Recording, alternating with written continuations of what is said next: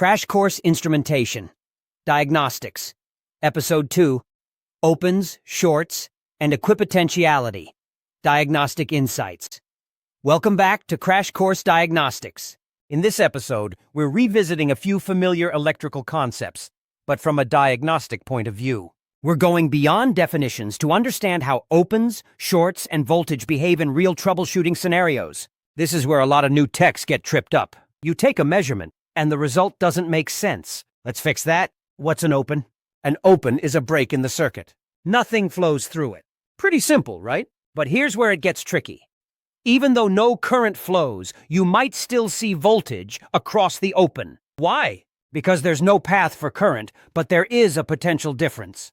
Imagine an open switch in a lamp circuit. The meter reads 120 volts across the switch, even though the light is off. That's not a bad switch. That's a normal open. Voltage is just sitting there, waiting. Knowing this saves you from misdiagnosing a perfectly good component. This misunderstanding has real consequences. In 1983, an industrial oven shutdown incident was traced back to a technician who misread voltage across an open contact and replaced a functioning controller, costing thousands in downtime.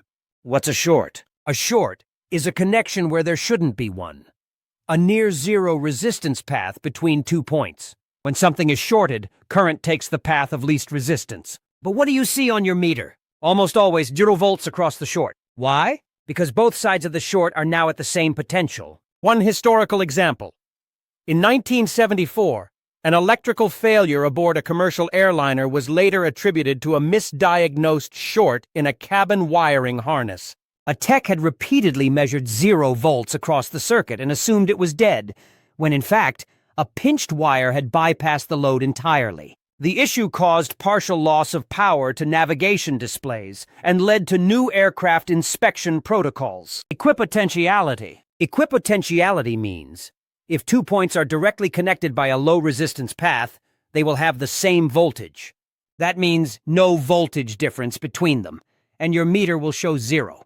That confuses a lot of people. You probe across a failed component and there's no voltage drop. So they think the component is working, but it's actually shorted. Knowing where to place your test leads and what result to expect is critical. A seasoned diagnostician knows your meter doesn't lie, but it doesn't explain itself either. It's up to you to read the story between the numbers. Smart voltage tests. Here's the mindset. You're not just reading numbers, you're interpreting context. If your meter reads 120 volts across an open switch, that means there's power present, but no path. If your meter reads 0 volts across a component that should have voltage drop, it might be shorted, or the same voltage exists on both sides. The key is to ask, what result am I expecting and why? This is where our 3 core questions come in. 1. What is it supposed to do? 2. What is it doing now? 3. When did things change? Use those to guide your measurements. Tip. When checking for a good ground, you can often use the metal panel the circuit is mounted in. Just be sure to scrape away a bit of paint to expose bare metal. That exposed spot gives you a more reliable, low-resistance contact for your meter probe. Real-world example.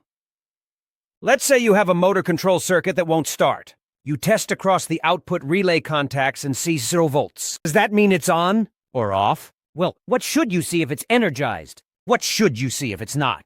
A smart diagnostician knows to measure between points of different expected potentials. Check from hot to neutral, or output to ground, not just across one component. Voltage only makes sense between 2 points that could be different. Coming up next. Next time, we'll dig into diagnostic strategies like divide and conquer, and how to quickly zero in on faults using logic and minimal measurements. Until then, don't just read your meter, interpret it. Like, share, and subscribe for more episodes from Crash Course Diagnostics. A huge thank you to Tony Kuphaldt and the open source community behind the Model project. See you next Sunday.